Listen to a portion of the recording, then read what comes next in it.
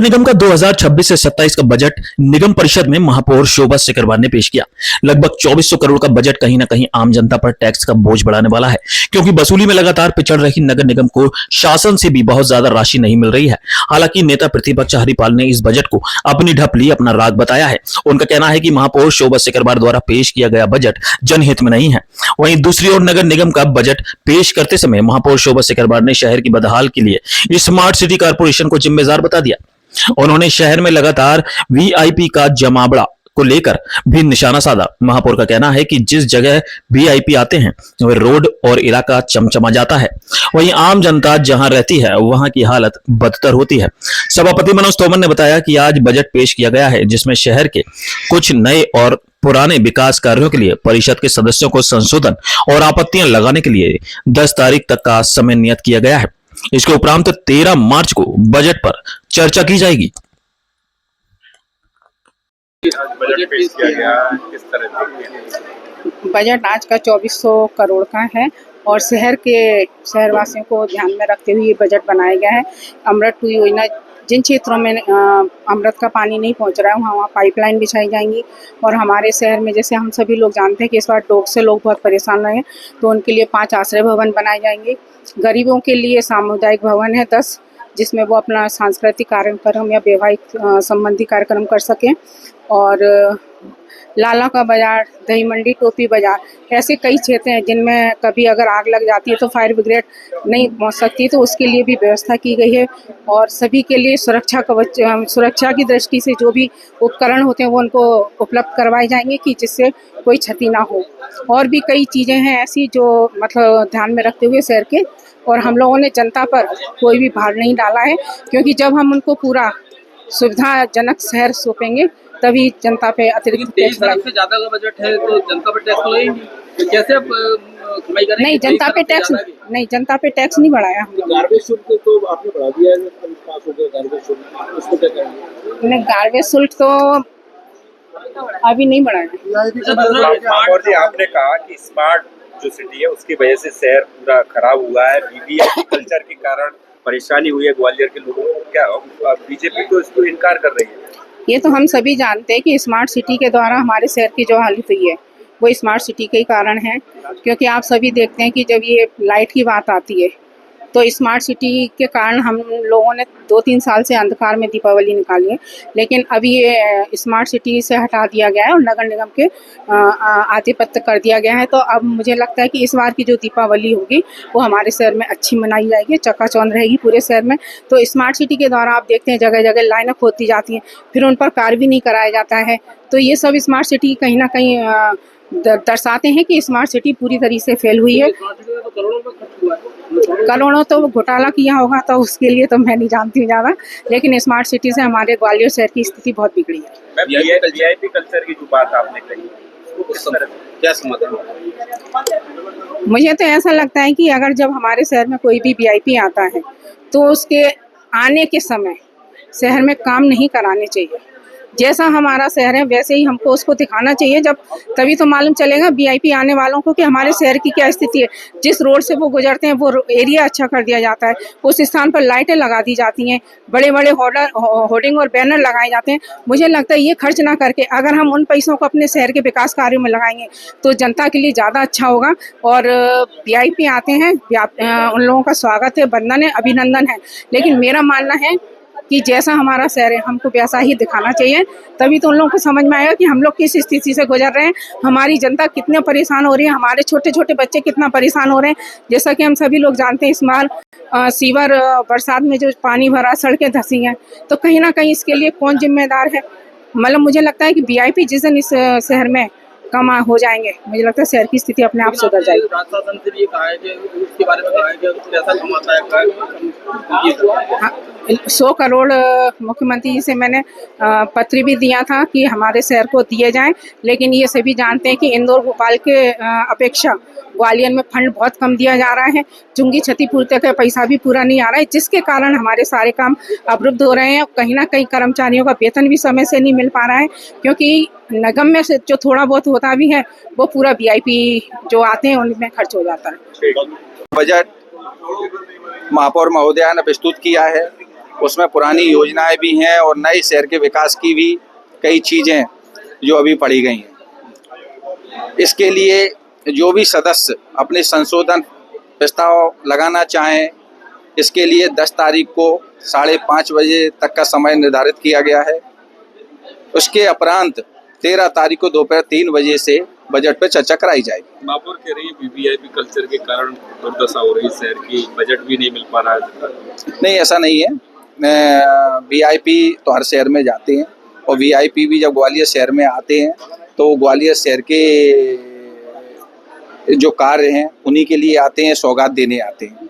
कोई भी वीआईपी बेवजह नहीं आता है। लेकिन उन्होंने ये भी कहा है कि स्मार्ट सिटी द्वारा जिस तरह से व्यवस्था लखड़ा गई है पूरी तरह, ग्वालियर शहर की व्यवस्था है वो स्मार्ट सिटी ने लखड़ाएंगे। नहीं, ऐसा नहीं है। क्या है कि जब अपन काम करते हैं, कोई भी कार्य होता है तो समस्याएं आती हैं, लेकिन कार्य भी अपने लिए हो रहा है, अपने लोगों के लिए हो रहा है, अपने शहरवासियों के लिए हो रहा है। एक सवाल है कि 23 अरब से ज्यादा का बजट है, कैसे पैसा इकट्ठा करेंगे? क्या जनता पर क्या वो टैक्स लगाए जाएंगे? नहीं, जो बजट प्रस्तुत हुआ है वो 23 अरब 66 करोड़ 20 लाख के लगभग का बजट प्रस्तुत हुआ है, जिसमें विभिन्न योजनाएं हैं शासन की, और शासन से जो पैसा समय समय पे मिलता है वो भी है, वसूली भी है।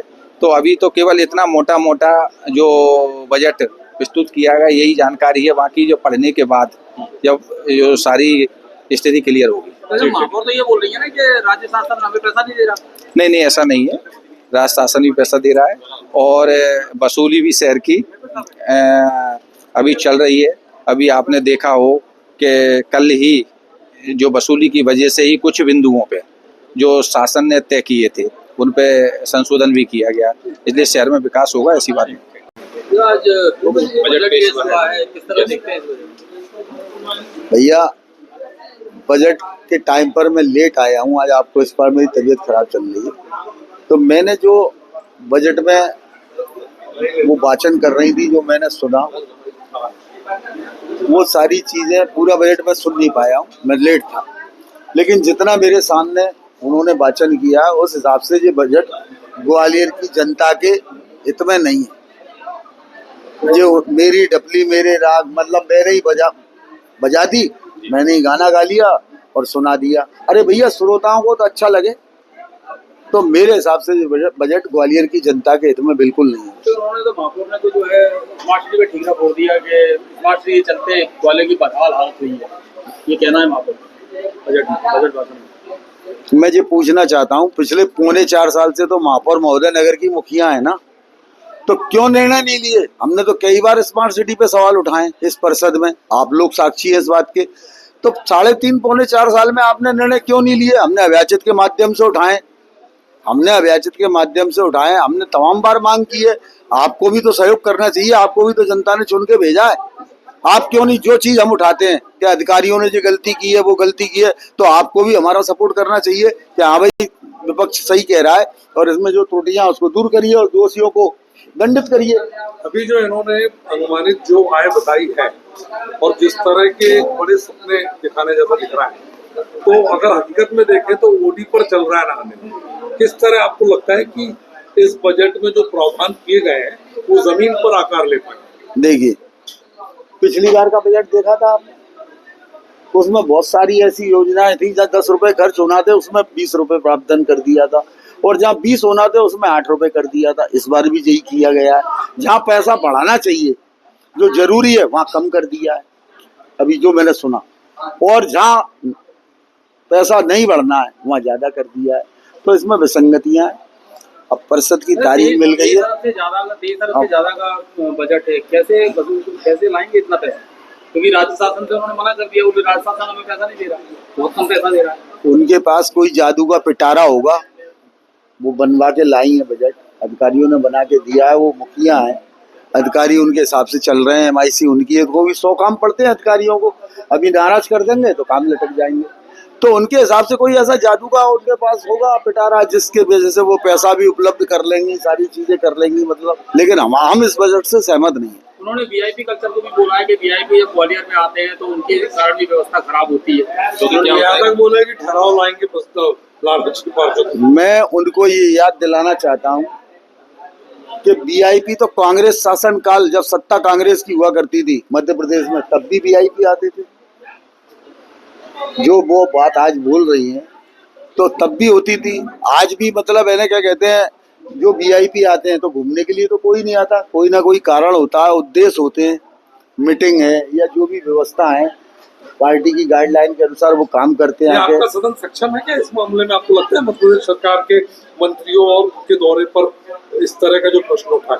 भाई उनके पास कोई ऐसी बुक होगी निगम एक्ट के अलावा जिसमें वो रोक लगा सकती हैं, होगी, वो ला के रखेंगी यहाँ पे, तो अब उनसे चर्चा कर लेंगे। उनका ये कहना था कि जिस तरह से वीआईपी के आने पर पैसा खर्च होता है वहाँ के निर्माण में, साफ सुथरा में, वही रेगुलर वे में पूरे शहर में लगाया जाए तो कहीं ज्यादा व्यवस्था शहर। तो हम तो ये चाह रहे हैं ना, वो पूरे देश में लागू कर दें महापौर महोदय, कि कोई भी नेता मंत्री जो सरकार में आसीन है वो कहीं जाएंगे ही नहीं जनता के बीच में, क्योंकि पैसा खर्च होता है ना, तो बचत कर लें। अब ये कितनी बचत कर रही हैं 3.5-4 साल में, सरकारी संपत्तियां बेच गई इनके सामने, इनने MIC से जांच कराई, सस्पेंड किया, आज 12.5 लाख रुपए उसकी रजिस्ट्री में वापस करना पड़ रहे हैं नगर निगम को। क्या इन्होंने आदेश दिया कमिश्नर को कि जो अधिकारी इसमें संलिप्त थे, विजय राज, लोकेन सिंह, अनिल सिंह, तो इनकी सैलरी से वसूली की जाए ना? ये नहीं दिखाई दे रहा, वीआईपीओ का मूवमेंट दिखाई दे रहा है। सबसे बड़ा मुद्दा है कि आय कैसे बढ़े, क्योंकि नया कर लगाया नहीं गया है, वित्तीय संकट ऑलरेडी है, 24,000 का बजट है, कैसे पैसा? भैया मेरा मतलब ये है कहने का कि वो उनके पास कोई ना कोई ऐसा आइटम होगा, या एलियन ने कोई भेज दिया होगा ऊपर से, एलियन जो सुना होगा आपने, किसी एलियन ने कुछ दे दिया होगा उन्हें, जिससे वो आय भी बढ़ा लेंगी, जनता का हितों की सुरक्षा भी कर देंगी और ग्वालियर की जनता को राहत भी दे देंगी। आपने इनका वो देखा था मैन्युफेस्टर, जब ये चुनाव लड़ने आई थी, पानी का बिल माफ करेंगे, फलाना करेंगे, हो गए पानी के बिल माफ। तो ये सब लोग लुभावनी बातें हैं। उन्होंने ये कहा है कि जो भी वीआईपी आता है उसको जैसा शहर है वैसा ही दिखाया जाए। वीआईपी के आने पर जैसे कि सड़कें चाचौबंद हो जाती हैं, सारी व्यवस्थाएं हो जाती है, वो नहीं हो, जैसे सड़क है वैसी दिखाई जाए। जब चेतकपुरी पे सड़क मतलब 10 की बारिश के टाइम पे, उस समय भी वीआईपी आए, तो वहाँ कौन सी लीपापोती कर दी गई थी? जो सड़क खराब थी प्रभारी मंत्री देखने गए, सभी लोगों ने अवलोकन किया, तो वो जिम्मेदारी प्रदेश शासन की थोड़ी है। नगर की मुखिया आप हैं, आपको देखना है किस गली कुन्ने पे कहाँ सीवर का चैम्बर टूटा है। आज सीवर की हालत खराब है पूरे शहर में, हजारों जगह सड़कें खुदी पड़ी हैं, आज बनाई कल खोद दी। अधिकारी तो आपके है ना, शासन आपका है ना, आप उनसे जवाब सवाल करो, नहीं उनकी सैलरी से काटो। कभी सड़क बनाई और फिर तुम सीवर के लिए खोद रहे हो, क्यों खोद रहे हो भाई? तो पहले सीवर डाल लो। तो खुद की गलतियां दूसरों पे डालना, ये तो प्राचीन काल की व्यवस्था है।